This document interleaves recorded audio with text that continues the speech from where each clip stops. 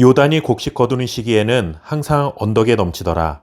궤를 맨 자들이 요단에 이르며 궤를 맨 제사장들의 발이 물가에 잠기자 곧 위에서부터 흘러내리던 물이 그쳐서 사르단에 가까운 매우 멀리 있는 아담 성읍 변두리에 일어나 한 곳에 쌓이고 아라바의 바다 염해로 향하여 흘러가는 물은 온전히 끊어짐에 백성이 여리고 앞으로 바로 건널세. 아멘. 성경은 하나님의 말씀이라고 하지만 그렇다고 해서 성경에 있는 모든 내용이 하나님께서 직접 하신 말씀들만 담겨 있는 것은 아닙니다. 하나님께서 직접 하신 말씀들도 있지만 하나님께서 행하신 일들도 기록되어 있고 믿음의 사람들이 살아갔던 이야기도 담겨 있으며 심지어 하나님을 등지고 살아간 세상 사람들의 이야기도 담겨 있습니다. 성경에는 이렇게 다양한 말씀과 사건 그리고 많은 사람들이 살아간 다양한 삶의 모습을 담고 있지만 그 모든 것을 통해 우리가 반드시 알아야 할 것은 과연 하나님은 어떤 분이신가 하는 것입니다. 하나님이 직접 말씀하신 것을 볼 때 우리가 하나님이 어떤 분이신지를 알게 되는 것은 당연한 일이라 생각됩니다.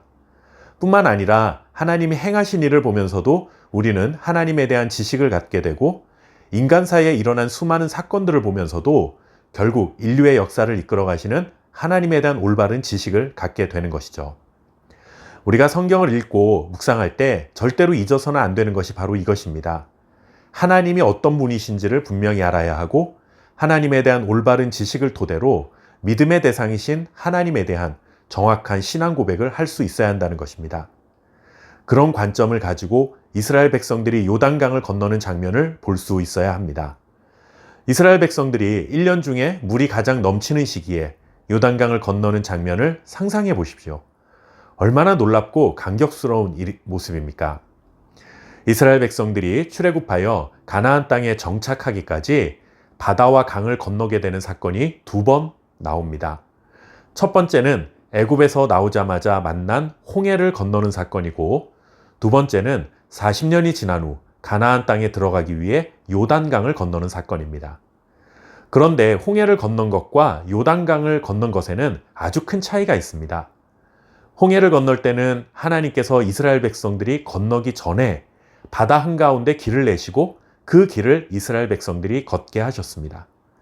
그런데 40년이 지난 후 요단강을 건널 때는 하나님이 요단강에 먼저 길을 내신 다음에 백성들이 건너가게 하신 것이 아니라 물이 흐르고 있는 요단강에 믿음으로 발을 내디디면 그때서야 강이 갈라지고 길이 만들어졌습니다.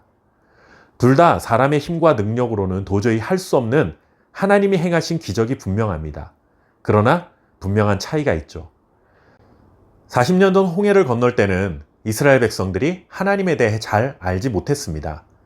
그렇기 때문에 하나님이 먼저 그들 눈앞에서 기적을 행하시고 걸어가라 하신 것이지만 이제 광야 40년을 통해 이스라엘 백성들은 하나님이 어떤 분이시며 어떤 능력을 가지신 분이신지를 충분히 알게 되었습니다. 이제는 더 성숙한 믿음의 태도를 가지고 기적이 일어나기도 전에 하나님의 말씀만 믿고 의지해서 행동할 수 있도록 요구하신 것입니다. 이렇게 신앙생활은 하나님에 대한 우리의 믿음이 성장해가는 과정이라고 말할 수 있습니다. 하나님이 놀라운 기적을 먼저 보여주신 후에 우리에게 어떤 명령을 하신다면 그것은 상대적으로 순종하기가 쉽습니다. 마치 홍해를 갈라놓으신 다음에 홍해 한가운데를 걸어가라 하신 것과 같은 것이죠. 하지만 이것은 우리의 신앙의 연수가 짧고 하나님에 대한 충분한 지식과 믿음이 부족할 때 살아가는 우리의 모습이라고 할 수 있습니다. 10년, 20년, 30년 하나님의 은혜 안에서 신앙생활을 했다면 처음 하나님을 믿을 때처럼 하나님 오늘도 나에게 기적을 보여주시면 그때 제가 순종하겠습니다 해서는 안 되는 것이겠죠. 어린아이가 태어나면 나이가 들어가면서 키도 크고 몸도 크고 생각도 커지고 인격도 성숙해야 하는 것처럼 우리의 믿음도 날마다 그렇게 성장하고 성숙해야 합니다. 이제는 물이 흐르고 있는 요단강일지라도 하나님의 약속을 믿고 믿음의 발을 내디디면 그때서야 하나님의 기적과 같은 은혜가 우리 눈앞에 펼쳐질 수 있음을 믿어야 합니다. 항상 기적을 보여달라고 떼를 쓰는 어린아이처럼 살아서는 안 됩니다. 하나님에 대한 올바른 지식과 신앙 고백을 가졌다면 이제는 눈에 보이는 기적이 없어도 하나님의 말씀과 약속을 믿고 하나님 앞에서 믿음으로 행하는 자가 되어야 합니다. 우리 중에 대부분은 이미 홍해의 기적을 경험한 사람들일 것이라 생각됩니다. 또다시 홍해의 기적을 보여달라고 하지 마시고 요단강을 건널 수 있는 성숙한 그리스도인이 되게 해달라 하나님 앞에 간구하고 또한 그렇게 믿음으로 살아갈 수 있기를 바랍니다. 감사합니다.